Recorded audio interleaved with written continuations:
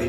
একই সাথে স্পেশালিস্ট এবং আমাদের সম্মানিত যারা জনপ্রতিনিধি আছেন বা আমাদের উপদেষ্টা সম্মানিত উপদেষ্টা মহোদয়গণ আছেন, তারা কিন্তু আসলে এই স্পেশালিস্ট মানুষগুলো থেকে সঠিকভাবে জানতে পারবেন যে আসলে এই দপ্তরের জনসেবাটা কি হবে, মাদকটা কিভাবে নিয়ন্ত্রণ করা যাবে, কিভাবে সমাজ সেবা দেওয়া যাবে, ওনারাই কিন্তু সবচেয়ে ভালো জানেন স্পেশালিস্ট লোকগুলো। সুতরাং স্পেশালিস্টের লোকগুলোই আমার মনে হয় জনপ্রতিনিধিদের ভালো সেবা দিতে পারবে এবং তাদের এক মন্ত্রণালয় তাদেরও কি প্রতিনিধি থাকা উচিত। প্রত্যেকটা দপ্তর নিজস্ব মন্ত্রণালয়, প্রত্যেকটা দপ্তরের আন্ডারে যতগুলো দপ্তর আছে, অধিদপ্তর আছে বা ডিপার্টমেন্ট আছে, ডিপার্টমেন্টগুলো নিয়েই মন্ত্রণালয়গুলো সাজানো উচিত বলে আমরা বিশ্বাস করি। এবং আমরা বলেছি যে আমাদের অফিসারদেরকে আমরা অন্য দিকে যেতে চাই না, আমাদের অফিসারদেরকে ওই দপ্তর চালানোর সুযোগ দেওয়া হোক।